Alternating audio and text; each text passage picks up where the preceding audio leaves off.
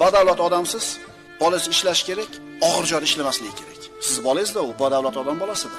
Endi qo'lingizda ishlaydigan bir ishchi bola bor, u yetim, kambag'al, uni ayash hojati yo'q. U ishlaversin. U boyni bolasi, bu kambag'alning bolasi. Agar shu o'lchov bilan o'lchayotgan bo'lsak, birodarlar, biz hali komil musulmon bo'lmaymiz. O'sh qo'lingizda ishlaydigan yetim, kambag'al bolani yoqasi oqarmasligi kerak. Bu hadida oshib ketadi, buni oyligini ko'tarib qo'ysam. Shuni ushlab turishlik kerak buni deyapsizmi? Demak, siz o'lchov hali johiliy o'lchov. Sizni qizingizga qattiq gapirib bo'lmaydi kuyov bola. Ammo keliningizni, o'g'lingizni maqsad bo'laveradi.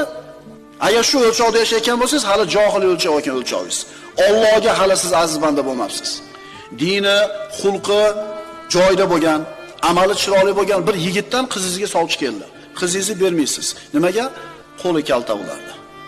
Agar shu tushuncha bilan qizini bermayotgan bo'lsa, bu otani o'lchovi johiliy ekan. Boshqa sabab ko'rsat. Boshqa sababni ko'rsat, boshqa shaharda, lekin puli yo'qligini sabab qilma, birodar.